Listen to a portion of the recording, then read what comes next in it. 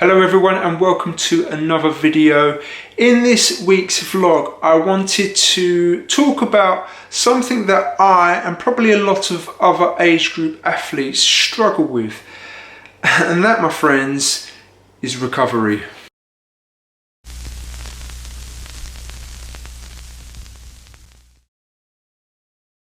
So this week has led me to an enforced recovery week, as mentally and physically I have just felt tired, so tired.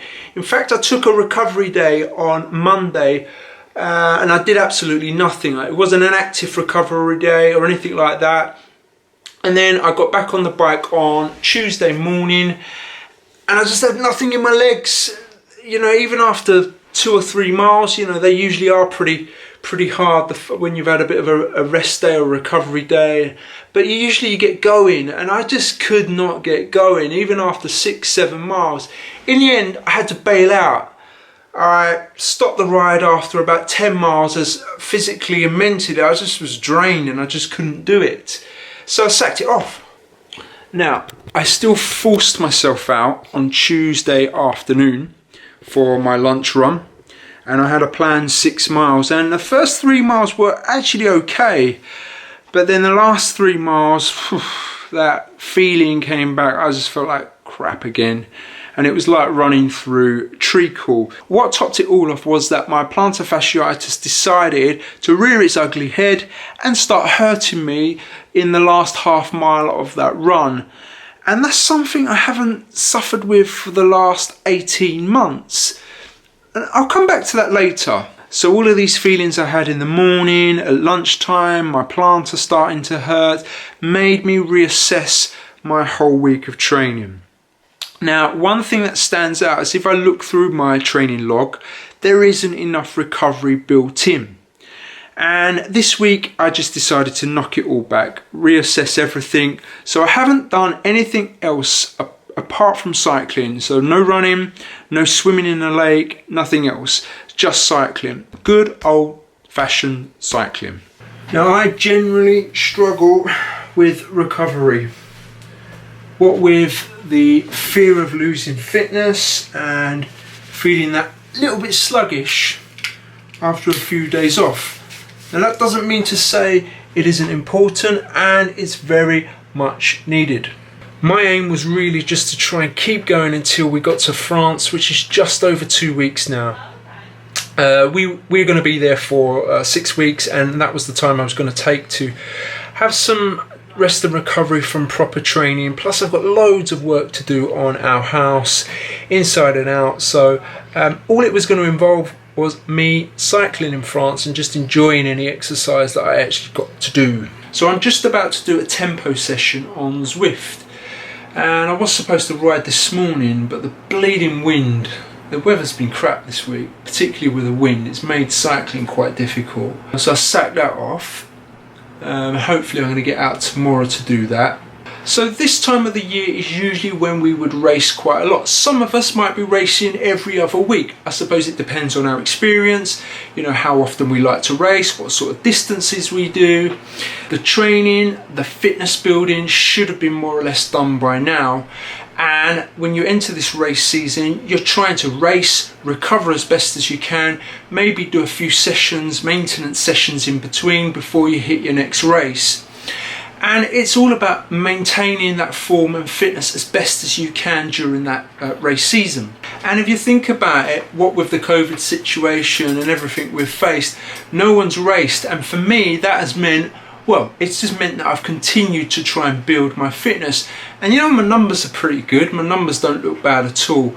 However, the issue is you get tired of it. You know, there comes to a point when you think, right, okay, let's just step back a little bit. And I know a lot of athletes would have done that, but again, it goes back to that point of worrying about losing all the fitness you've built. So there you have it. I know for a lot of athletes, they would have taken their foot off the gas. I didn't. I carried on and kept building my fitness. Now if you think about it, that's quite a long time to be doing that.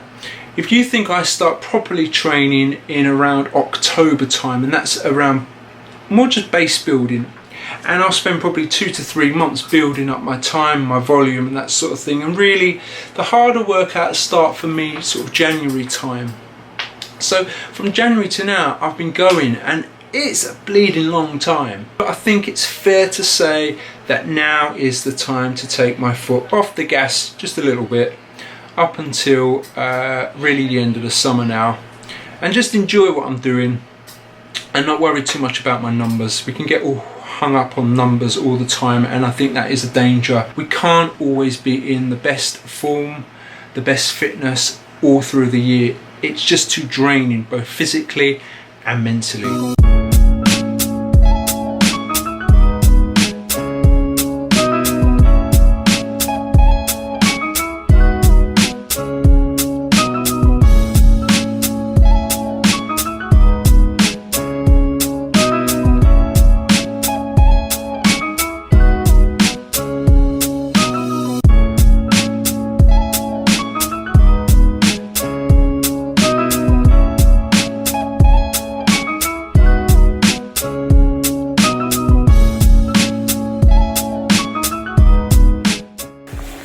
First of the 12-minute efforts, nearly complete. I've got a 6-minute recovery now, which is needed.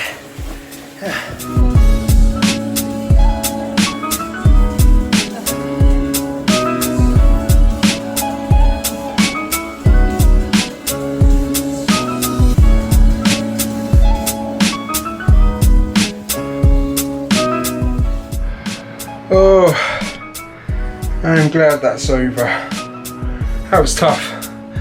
Anyway, after everything I've said, you're probably wondering, well, why are you still training so hard on the bike? And actually, about 5 weeks ago, I started an FTP build block on Zwift, and I'm so close to the end of that now, so I think I've got another week on it. And then I might retest my FTP just to see where it ended up at the end of this season, and that will be it. But yeah, whew, time for some recovery, some food, and maybe a scotch.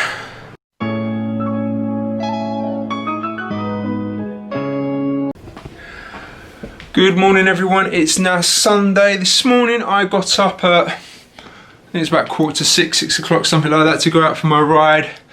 But the wind is awful again. And to be honest, if there's any weather that I hate riding in, it is wind, particularly strong wind.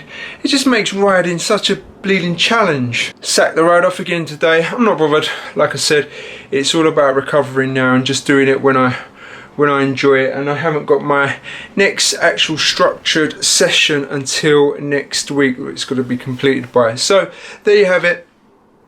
Sunday, I'm just going to enjoy it at home, chill out, try and get this video edited and uploaded. Hang on, let me see if I can show you this wind outside the window. I'm going to time lapse it as well. So here we go.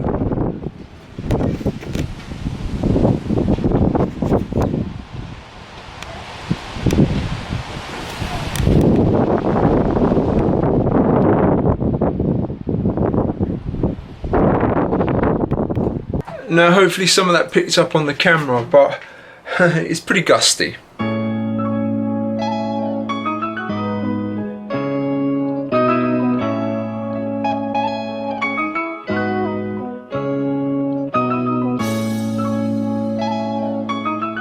So earlier on in the video I mentioned that my plantar fasciitis was hurting me this week, which meant I haven't run since Tuesday. Now the weird thing is that the last time this happened, and I don't know if wow, can you hear that wind? Can you hear that wind? That's what I'm dealing with at the moment. So the last time this happened was 18 months ago, when I actually had a long break from swimming, and I was suffering from a shoulder issue that had been going on for quite some time, and I went to actually get some treatment for it. And the only way that I was going to get this shoulder sorted was really taking some time off of swimming. And in the end, I think I took nearly 14 weeks off, and I had to have a guided injection into my shoulder. But that's when my plantar fasciitis really first started. Now, I never realised that it was anything to do with swimming, but it seems like since I've been out of the pool, which has been since, March, it's hurting again. Now, I don't know if and I know it's a weird one, because why would swimming help with plantar fasciitis? I'm not sure either, although I'm just starting to think, is it something to do with the fact that in the pool, I always feel great in that I always feel it loosens me off. Is it that movement from your foot and your ankle pushing off the wall? Who knows what it is? And I don't know whether I'm just putting 2 and 2 together and getting 5, or it's some weird coincidence. Who knows?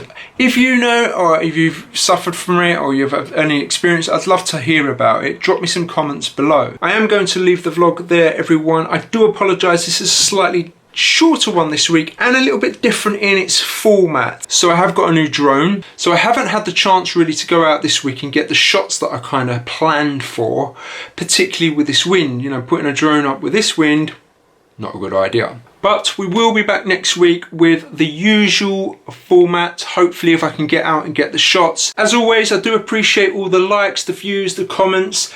A big welcome to all the new subscriptions here. I think I've had 15 or so in the last day or two, which is, been really positive. So thank you for that. If you're new here, do get involved. Click that subscribe button and smash the thumbs up button.